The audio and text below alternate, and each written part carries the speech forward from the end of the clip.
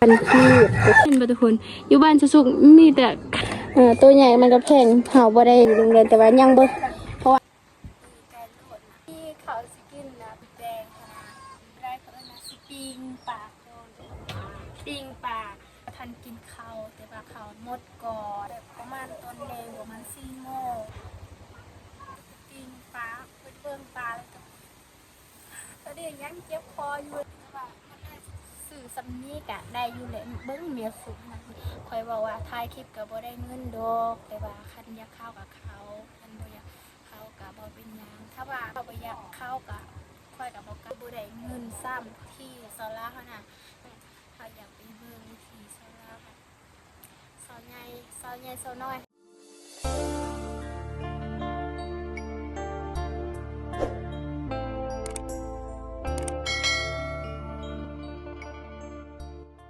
สวัสดี FC ทุกคนมื้อนี้บรรยากาศตอนเช้าทุกคนเช้าสุกกะบ่ได้เฮ็ดอิหยังทุกคนแบบว่ามื้อนี้นะเช้าสุกว่าสิไปบ้านตะเททุกคนบ้านตะเทใหญ่เขาเอิ้นนะสิเช้าสุกกะสิไปถ่ายเสาแก้วคือเก่าแต่ว่าตอนนี้ยังบ่ทันไปทุกคนเสาสุกอยากไปเบิ่งคณะวิธีเสาแก้วเพราะว่าเสาสุกเห็นแต่ในคลิปบางบนตาลเลยว่าแบบคือว่าบ้านไกลกันทุกคนกับบ้านเสาสุกแต่ว่าเสาสุกก็บ่ได้ไปเพราะว่าเสาสุกบ่เคยไปคณะเลยว่าตอนนี้อยู่เฮือนทุกคนเสาสุกก็สิกินข้าวกันทุกคนแล้วนี้ทุกคนบรรยากาศตอนเช้าเห็นบ่ทุกคนบางคนก็สิเลี้ยงงัวเลี้ยงควายแหละทุกคนเห็นบ่งานนี้ก็คือเฮือนเสาสุกก็ประมาณนี้แหละทุกคนก็คือเขาตากให้เข้าแต่ว่าเขาตำแล้วทุกคนแต่ว่าเขาให้มันอันนั้นเขาเอิ้นนะมันแห้งก็เลยว่าเขามันตากให้แดดก่อนทุกคนนี่เสาสุกก็อยู่เฮือนอยู่ศาลทุกคนนี่เห็นบ่ทุกคนวิวกับมันงามนี่ก็หมู่บ้านจะสุกก็ประมาณเนี่ยทุกคนจะสุกก็เพราะว่ามื้อนี้บ่สบายแน่ทุกคนแต่ว่าใช่แน่ทุกคนที่ว่าผู้ใหญ่ใจดีจากเมืองไทยนะให้เงินสาวสุกนะให้ซื้ออาหารประมาณ 5,000 บาททุกคนแต่ว่าซื้อติดเกลือทุกคนกับเพชรนี่ก็ประมาณนี้ทุกคนกับน้องเพชรกับซัมนี่ก็ประมาณ10,000กีบทุกคนเลยว่าสาวสุกนี่ก็คือสาวสุกซื้อป่าแต่ว่ากินแล้วทุกคนที่ผู้ใหญ่ใจดีนะให้สาวสุกอันนั้นสาวสุกก็สิให้มันสุกก่อนทุกคนนี่สาวสุกก็สิปีงป่าแบบนี้เลยทุกคนแต่ว่าอันนี้ก็กินแล้วทุกคนแต่ยังเลือนะทุกคนที่เช้าสุกซื้อนะประมาณ2 โลทุกคนประมาณ2 โลนั่นแหละปลาแต่ว่าสุกกะสิตากมันแห้งก่อนทุกคนต้นนี้สาวสุกก็ยังสิบ่ได้ไปเอาอยู่นะปลาทุกคนสาวสุกก็ได้กินอาหารแซ่บๆแล้วแต่ว่ามื้อนี้บ่ได้เข้าเมืองทุกคนบ่ได้เข้าเมืองสิไปซื้ออาหารก็เลยว่ามีคนที่มาขายปลาก็เลยว่าสาวสุกก็ซื้อปลาประมาณ2 โตทุกคนบักใหญ่ๆทุกคนแต่ว่าสาวสุกก็บ่ได้ถ่ายให้ FC ทุกคนตอนนี้สาวสุกก็บ่สบายเนี่ยทุกคนแต่ว่านี่ก็สาวสุกไปเลี้ยงงัวแล้วทุกคนเห็นบ่สภาพมันน่ะนะสาวสุกมันจะอยู่เฮือนแล้วทุกคนแบบสาวสุกก็สิกินข้าวกำลังสิไปออกอยู่บ้านแต่เทคือเก่าคือกันทุกคนแบบบาวบนตาส่วนคอยถามบาวบนตานะคอยบอกว่าคอยเสร็จบอกคอยอยากไปถ่ายสาวแก้วสีพาน้องไปบ่เพราะว่าน้องเบื่อในเฮือนน้องน้องอยากไปเบิ่งวิธีสาวลาวบ้านเฮาก็เลยว่าบาวบน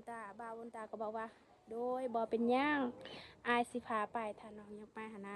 น้องก็ท่าอยู่เฮือนเด้อมื้ออื่นข่อยก็สิไปสัมภาษณ์บุญพอดีเลยเจ้าก็อยากไปเฮาก็สะพานบุญนำกันเฮาเฮ็ดบุญนำกันทุกคนก็เลยว่าสาวสุกาสิรอท่าอยู่เพื่อนว่าลาวสิพาสาวสุกไป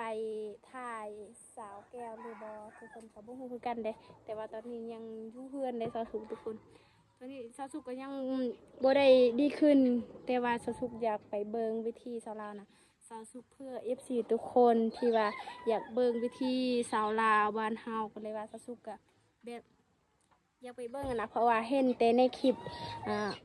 เห็นแต่ในคลิปของบ่าวบุญตานะมีแต่ผู้สาวหลายๆคนมีแต่งามๆเลยทุกคนก็เลยว่าสาวสุกก็อยากไปเบิ่งหั้นนะอยากไปเบิ่งวิธีสาวลาวบ้านเฮาแต่ว่าสาวสุกก็บ่มีเวลาสิไปทุกคนก็เลยว่ามื้อนี้สาวสุกก็อยากสิไปเบิ่งเพราะว่าบ้านในใกล้ๆกับเพื่อนบ้านสาวสุกเลยทุกคนอันนี้ก็คือกระตาสบู่สาวสุกก็ประมาณนี้แหละทุกคนก็บ่มีหยังหลายบางคนก็ว่าอ้าวสาวสุกหั่นนะสบู่เพชรที่ซักเครื่องกับบ่มีสบู่อาบน้ำกับบ่มีสาวสุกก็หัวแหละเพราะกับบ่มีคือกันนะทุกคนเงินที่ผู้ใหญ่ใจดีให้5,000 บาทอันนั้นก็คือสาวสุกเสื้ออาหารเกลือแล้วก็แป้งนัวแล้วก็มักเพชรทุกคนก็เบิดแล้วทุกคนเงินน้องสุกก็ขอบคุณหลายๆที่ว่าสงสารสาวสุกหั่นนะนี่ก็คือเพื่อนสาวสุกก็ประมาณเนี่ยทุกคนบ่มีหยังหลายอันนี้ก็ห้องนอนพลอยเมสสุกฮะนี่ทุกคนนี่ก็คือเกลือซอสซื้อเมื่อวานนี้ทุกคนมันก็สดเลยนี่ก็คือแปลงนัวกับเมื่อวานนี่แหละทุกคนเห็นป่ะทุกคนอยู่บ้านสุกมีแต่ขายแบบประมาณนี้แต่ว่ามันแพงทุกคนตัวใหญ่มันก็แพงเฮาบ่ได้เข้าเมืองนะสุกบ่ได้เข้าเมืองนะทุกคนก็เลยว่าซื้อประมาณนี้แหละมะเขือทง10,000กีบทุกคนอันแพงเด็กอันเครื่องสมัยนี้นะอันอย่างกับเพลงเบิดทุกคนนี่บางคนก็ว่าได้เกาะเขาเอิ้นน่ะนะนี่เอากะตากให้มันแห้งก่อนทุกคนมันเข้าทุกคนที่เขาตำแล้วแต่ว่ามันเป็นสีแดงๆนี่เบิ้งสสุกกับสีเป็นคล้ายๆทุกคนนี่เห็นบอกนี่มันเป็นสีแดงๆเลยทุกคนเห็นบอกหากตำแล้วทุกคนมันเป็นสีแดงๆแต่ว่ายังเบิ้งเพราะว่ามันเป็นแบบอันนั้นนะทุกคนแบบอันคือแบบคือยังบ่สุกค่ะนะเลยว่าเฮาก็ตากให้มันแห้งก่อนแต่ว่ายังบ่ทันแล้วเฮาตำนะทุกคนแต่ว่าเฮาตากให้มันแห้งๆก่อนเพราะว่ามันเปียกมันคือว่าเนื้อใดเกาะเขาเอิ้นนะมันเปียกน้ำค่ะนะมันเปียกน้ำก็เลยว่าสีตากมันแห้งก็เลยว่าสีตำต่ออีกทุกคนก็มีซาสุกาอยู่นี่จ้าทุกคนบางคนก็ว่าซาสุกาคนบางคนก็ว่าซาสุกนะกินง่ายอยู่ง่ายมันกับบ่แม่นแบบ FC ทุกคนคิดแหละว่ากินง่ายอยู่ง่ายนะแต่ว่าความจริงซาสุกนะมันก็ยากอยู่แล้วแต่ว่าสิ่งที่ซาสุเฮ็ดคลิปเพื่อ FC ทุกคนนั่นแหละทุกคนก่อนทุกคนว่ากำลังใจให้สาวสุกาเพื่อจะเฮ็ดคลิปต่อไปทุกคนถึงได้มาเล่นนำกันเลยทุกคนนี่อันนี้ก็หากันตำแล้วทุกคนก็นี่เห็นบ่มันเป็นสีขาวๆพอเฮาตำแล้วมันเป็นสีขาวๆทุกคนนี่แบบนี้เลยทุกคนแต่ว่านี่ข้าวสุกกะสิเบิดแล้วทุกคนเพราะว่าปีนี้นะมันก็บ่หลายทุกคนบ่หลายนะข้าวไฮสุกบ่หลายทุกคนเพราะว่าไฮสุกก็บ่ได้กว้างปานใดทุกคนบ่ได้หลายข้าวก็เลยว่าสิเบิดทุกคนถ้ามีเงินกะสิซื้อข้าวสารแต่ว่าขนาดอายสุกหาไปเฮ็ดเวียกลาวว่าสิลงถ่ายหนนะแต่ว่ายังบ่มีเงินนะทุกคนยังบ่มีเงินหนนะลาวก็โทรหาอยู่บ้านนั่นแหละโทรบอกว่าอีพอข่อยถามว่ามีเงินบ่พอข่อยก็บ่มีเงินนั่นแหละที่มีเงินไปกะประมาณ2 ล้านกีบทุกคนกะให้เราไปต่อตอนที่เราให้จ้างรถแต่ว่าตอนนี้เราก็ยังโทรถามว่ามีเงินบ่ก็บ่มีเลยทุกคนก็บ่มีเพราะว่าเฮือนซาวสุกมันถูกคนยากค่ะนะก็บ่มี ซาสุก็สิเฮ็ดแนวใดเพราะว่าบ่มีเงินหันนะซาสุก็บ่ฮู้ว่าสิเฮ็ดแนวใดนะซาสุก็บ่มีเงินเด้แต่ว่าเพิ่นมีก็สิให้แน่แต่ว่ายังบ่มีทุกคนเราบอกว่าข่อยสิลงแล้วแต่ว่ายังค่าบ่มีเงินหันนะ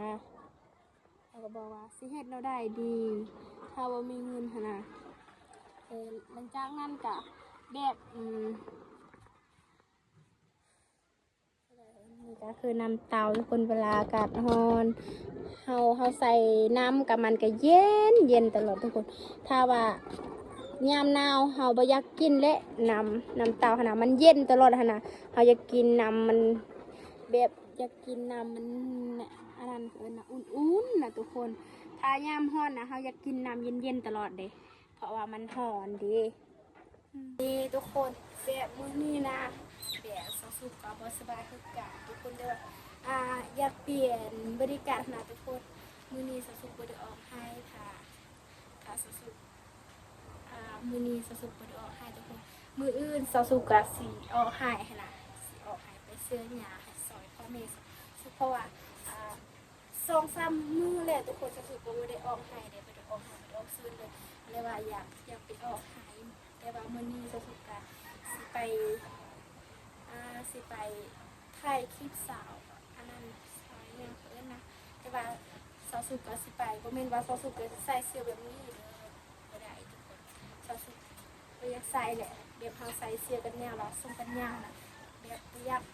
เพราะว่าคันว่าอยู่เฮือนใส่ได้แต่ว่าออกนอกมันคือ FC หรือว่าหั่นแหละออกนอกบ่อยากใส่ล่ะเรียนบ่ได้เป็นหยังแต่ว่าบ่อยากใส่ล่ะทุกคนเพราะว่าถ้าเขาอยู่เฮือนเขาใส่ได้เพราะว่าเข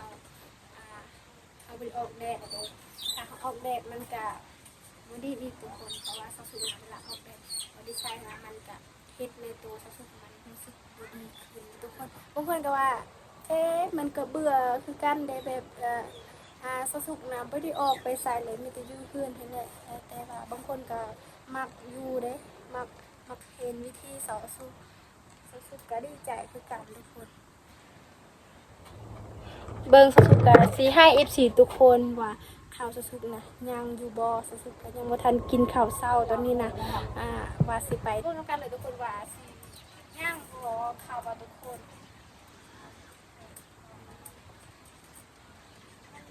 ติบเขาคนน่ะว่าติบมันใหญ่ๆโหด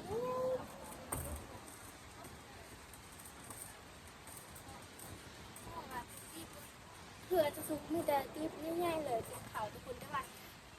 เข้ากินกับเด็กสี่ทุกคนเลยจะสุกคุมอดขาวอดน้ำแดดทุกคนแบบนี้นะถ้ามีเงินสาวสุกกาสิว่าเขามีเงินเขาก็ซื้อกินแบบหรือว่าเขาซื้อกินมีกะหรือว่าเขากินขนมมันกะเขาแบบให้บ่ให้อยากเขาอุ้ยที่อยากเมียเราทุกคนบ่อยากให้อยากเข้าแล้วทุกคนนี่ทุกคนเบิ่งไก่ที่เบิ่งไก่โลดนะมี50 โลกันกินได้เบิ่งแน่ทุกคนนี่มันก็หมดแล้วเพราะว่าคือมันหลายคนอยู่ทุกคนก็เลยว่าถ้าเขากินหมดถ้าเขาบ่ได้กินเพราะว่าสุกมักกินข้าวสาทุกคนอื่นก็กินข้าวแต่เช้าเพราะว่ากินข้าวแต่เช้าเพราะว่าสุกมักกินแต่เช้ามักไปกินก็เวลาเว้นแต่ทุกคนประมาณ10 โมง9 โมงเขาก็สิกินข้าวเช้าแต่ต้องมันก็หมดแล้วเสร็จจังได้ดีทุกคนทุกคนเสร็จจังได้ดีนะแต่ว่าก็บ่เป็นอย่างที่มี FC ทุกคนหลายๆคนที่ว่ากำลังใจสาวสุกก็ดีใจอยู่แล้วทุกคนที่ว่าคือว่าบ่มีข้าวสิกินนะแต่ว่าสาวสุกก็ยังดีใจเด้อที่ว่า FC หลายๆคนนะที่กำลังใจให้สาวสุกคิดทุกคลิปนะที่ว่าสาวสุกเป็นคนทุกคนยากนะแต่ว่าก็มีนั่นล่ะ FC ทุกคนนะบางคนก็ว่าสาวสุกมันก็เฮ็ดดีอยู่แล้วทุกคลิปเจ้าก็ ดี๋ยวได้เขานะเริ่มชีวิตใหม่ให้มันดีขึ้นแล้วก็เจ้าเขาว่าคนน่ะเจ้าเขาว่าคอยแบบเจ้าสีเปลี่ยนแปลงนะเพื่อจะได้อนาคตที่ดีของเจ้าแล้วก็เจ้าพยายามตลอดสู้ๆถ้าสู้ๆก็ดีใจอยู่แล้วทุกคนพอเราสู้ๆเป็นอยู่นะในคลิปนะเขาคอมเมนต์เลยว่าเราควรตอบทุกคนแบบความดีใจสู้ๆนะที่ว่าเขาแม่นสู้ๆนะแบบนั้นเพราะว่าที่เขาที่คนที่มาตามสู้ๆนะมีแต่คนใจดีมีทุกคนจะดีมีทุกคนกำลังใจสาวสู้มาตลอดทุกคนสู้ๆก็ดีใจทุกคนดีใจเพราะว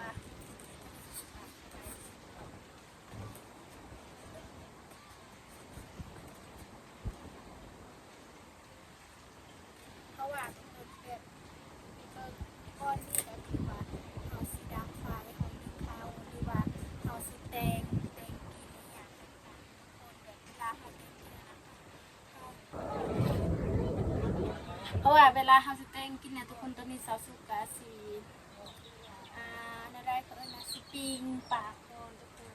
เพื่อสิได้กินแต่ปลาขึ้นว่าสิบ่มีเขากินแต่ปลาค่ะมีแห้งแล้วทุกคนที่ว่ามีอีฟซี่หลายๆคนนะที่ว่ากำลังใจสาวสุกามีแห้งแล้ว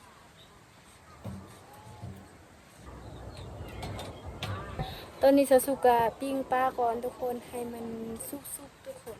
เพราะว่าถึงว่าสิบ่มีเขากินแต่ว่าสาวสุกกินแต่ปลาไปมีแห้งแล้วทุกคนเพราะว่ามีอีฟซี่หลายๆคนนะที่กำลังใจสาวสุกก็ดีใจทุกคนยังว่าทันสุกซ้ำมีทุกคนที่ว่าให้ได้นะสาวสุกเมื่อวานนี้นะสาวสุกก็ไปเสียหญ้าในสวนผักสาวสุกนี่แหละเพราะว่าสาวสุกปลูกสาวสุกสิปลูกผักคือเก่าทุกคนเพราะว่าหลายสาวสุกปลูกวันนั้นแต่ว่ายังบ่ทันปลูก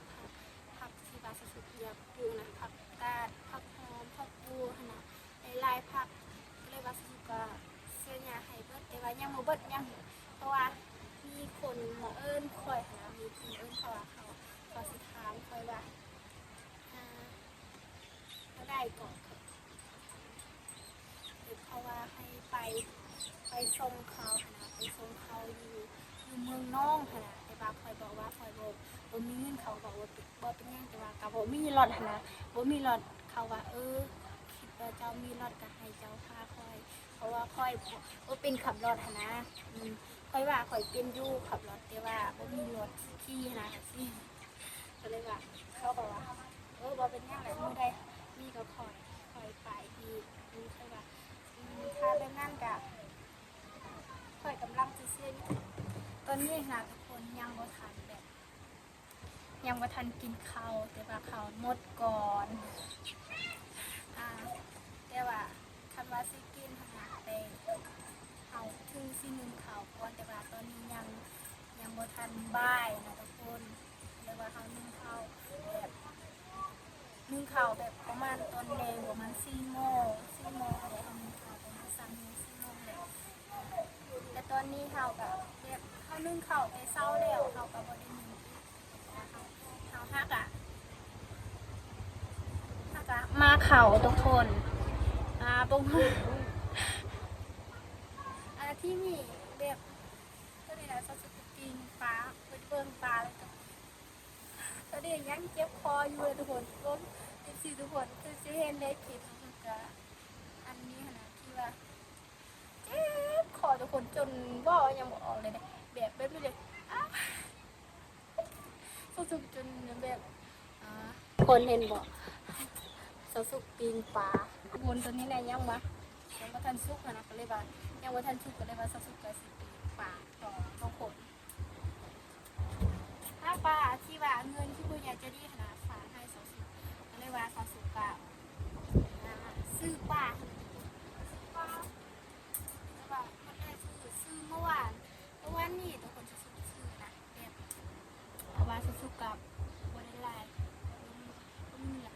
ซื้อมาเพชรแล้วก็เป็นเนื้อเกลือทุกคนก็เบิดแล้วนะซอสซุปก็โอ้คนเอฟซีแล้วคนนะเห็นคลิปซอสซุปว่าสงสารนะสงสารซอสซุปก็เลยว่าฝากให้กระซ้ำนี่แหละแบบเขากับบ่มีเงินคือกันแต่ว่าซอยกันเขาว่านะเล็กๆน้อยๆและซอสซุปก็ดีใจกันโอ้ยเพราะว่ามันลมแห้งทุกคน ตอนนี้สิแป้งเบิ้งนะแมวบะเฮือนสุกบักไล่ๆเลยทุกคนมีคนอยากซื้อนะอยากซื้อเนี่ยสุกเขาว่าค่ายบ่แมวคอยบอกว่าบ่คายเด้อเอาเขาว่าเฮือนเจ้าไล่ได้แมวเด้คอยบอกว่าบ่คายบ่คายบ่คายก็บ่คายเพราะว่าคอยมักแมวนะทุกคนแมวสุกกันหลายโตเด้กว่าสิปลายโตทุกคนเพราะว่ามันเวลามันคลอดลูกนำตัวหนึ่งได้ลูกนะประมาณ4 โตหรือว่า3 โต2 โตนะมันก็ไล่อยู่เลยทุกคนตอนนี้เจ้าสุก็ยังปิ้งป่าอยู่บ้างไข่มันก็บ่ได้ลูกกว่าได้ทุกคนแต่ว่าเจ้าสุปิ้งแล้วได้เขาเอิญนะมันก็ว่า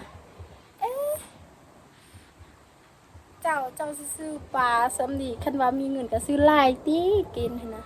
ค่อยบอกว่าค่อยก็บ่มีเงินถ้าว่าค่อยมีเงินค่อยสิซื้อไล่อยู่ได้เพราะว่าค่อยอยากนะอยากอาหารเพราะว่าบ่มีอาหารกินโอ้ยบ่มีอาหารกินทุกคนก็เลยว่าซื้อสำนี้ก็ได้อยู่แหละเบิ่งเมียสุกนะมันก็สิมาอีกนั่นแหละมันใกล้นะบางคนก็ว่าแบบนี่แค่ค่อยก็เลยว่าบางคนก็ถามค่อยเนาะว่าเป็นยังขนาดเจ้าบ่ได้ไปถ่ายคลิปอยู่บ้านอื่นนะมีแต่ถ่ายคลิปตัวเองตัวเองก็ค่อยอยากถ่ายว่าคนอื่นเขาก็อยากถ่ายคือกันแต่ว่าค่อยบ่มีรถแล้วค่อยบ่มี FC หั่นนะค่อยบ่มี FC ว่าค่อยบ่ฮู้ว่าค่อยสิไปถ่ายหรือว่าผู้สาวลาวว่าสิให้ค่อยถ่ายบ่แบบนั้นทุกคนขนาดในบ้านค่อยก็ยังเข้าบ่กล้าเข้าในกองเพราะว่าเขาว่าเข้าได้เขาก็คันเข้าว่าสิได้เงินว่าก็เลยว่าค่อยบ่กล้านะเพราะว่ามันก็บ่ได้หยังแต่ว่าค่อยอยากขนาดค่อยก็บ่ได้หยังแต่ว่าค่อยอยากค่อยมักถ่ายคลิปนะค่อยบ่ได้เงินค่อยบอกว่าถ่ายคลิปก็บ่ได้เงินดอกแต่ว่าคันอยากเข้ากับเขาคันบ่อยากเข้าก็บ่เป็นหยังถ้าว่ามีผู้ใหญ่ใจดีนะใจดีหรือว่าค่อยถ่ายสิเจ้านะเขาเห็นสงสารมันคือแบบสงสารนะบางเทื่อเขาจะให้เงินก็ได้แต่ว่าพวกเจ้าบ่อยากเข้าก็ค่อยก็บ่กล้าดอกบ่กล้าเนาะแบบบ่กล้าเด้แบบยานเขาด่ายานเขาว่าเฮาแบบนั้นมันมีเพราะว่าแบบเขาว่าน่ะแบบเขาว่าเจ้าก็ถ่ายคลิปคือบ่ได้เงินซ้ำเขาว่าเขานะเพื่อนก็แบบก็บ่มีคืออื่นแบบเซาสุดบ่ซนดอกนึงว่าเซาสุดสิจนหรือว่าบ่มีหยังน่ะความจริงเซาสุดก็แบบอยากไปถ่ายอยู่ได้แต่ว่านี่นะมีเซาสุดก็ก่อนสิมาไปอยากไปเบิ่งวิธีสาระนะที่ว่าอยากไปดำทีมงานเฮาบาบุญตานะทุกคนแบบลาวกับบริบาลยังดอกค่อยเข้าไปค่อยก็ว่าค่อยอยากไปเบิ่งวิธีสาระบ้านเฮาขนาดบ้านป่าบ้านแต่ว่าสอสุกกับท่านว่าบ่ได้ไปถ่ายอยู่สระบทบ้านเฮาขนาดสาวลาวขนาดเห็นอยู่ในคลิปบาวันตาหลายแต่สาวเลยมีแต่สาวงามๆมีแต่คนงามเลยเด้ก็เลยว่าสุดอยากไปเบิ่งนะเพราะว่าสุดกับบ่งามแต่คนแต่ว่าเอาบ่เกี่ยวบ่งามดอกบ่เกี่ยวงามบ่งามก็ย่าแต่ว่าความจริงตั้งใจของเฮาอยากไปเบิ่งวิถีสาวลาวค่ะสาวสุกกะแม่นว่าสาวสุกกะสิไปตลอดเลยแต่ว่าไปเทื่อนึงก็ด้นอีกเด็กทุกคนแนวนั้นเด็ก ตอนนั้นกะคนน่าจะเห็นอยู่ได้คลิปที่สาวสุดไปถ่ายสาวใหญ่ค่ะนะไปกับทีมงานเฮาคือเก่าแหละสาวใหญ่สาวใหญ่สาวน้อยค่ะนะแต่ว่าสาวสุดตัดต่อคลิปยังบ่เบิดทุกคนว่าบอนที่เฮ็ดกินค่ะนะสาวสุดก็บ่ได้ตัดต่อตอนนี้มันก็แบบโทรศัพท์สาวสุดเพนะมันก็ลืบเบิดเลยก็เลยว่าสาวสุดบ่ได้ปล่อยให้ FC ทุกคนเบิ่งเลยสาวสุดเสียดายนี่ทุกคนไปมื้อนั้นน้ำมืดทุกคนแต่ว่าได้สำนานสาวสุดก็เสียดายนี่ทุกคนตอนนี้สาวสุดก็เลี้ยงป่าแต่ว่ายังบ่ทันเฮ็ดดีทุกคนถ้าก็แบบคนก็ถามว่าไปถ่ายคลิปนะเจ้าโบได้เงินแต่ว่าเจ้ากล้าไปค่อยหลอดก็ค่อยบ่มีดอกแต่ว่าแบบไปขนาดไปรู้ไหมค่อยมีรถค่อยคงสมอได้บ่ได้เส้นหาเขาโดดค่อยบ่ได้จะทามเนาะเพราะว่าอันนั้นน่ะนางเอกเขาก็ต้องทามก่อนว่าเขาทามอนุญาตก่อนคันว่าเขาบ่ให้ถ่ายเลยน่ะบ่ได้จะว่าหยังแต่ว่าบ่แม่นว่าเขาสิไปคนเดียวเฮาไปกับทีมงานเฮาก่อนสิเฮามาถ่ายสิเฮาสิถ่ายนางเอกเขาน่ะต้องมาไปกับเขาทุกคนน่ะตอนนั้นน่ะสุดๆหาทุกคนสุดหาตอนนั้นแบบสุดๆว่าแหละมีคนที่มาถ่ายคลิปสุดๆค่ะนี่ไปเลยย่านทุกคนย่านแบบย่านนักคิดว่าเขาสิจับนะแต่ว่าเพิ่งสุดใหญ่แล้วสุดก็ฮู้ว่าเขาบ่ได้จับเขาดอกมันคือง่ายแล้วมันคือแบบคือแบบทุกเขาแหละมาถ่ายคลิปสุดก็คือการเงินเนี่ยทุกคนเข้าใจตัวเองแล้วแบบได้เกาะเขาว่าชุกกาบุ้งบาสบอลอะไร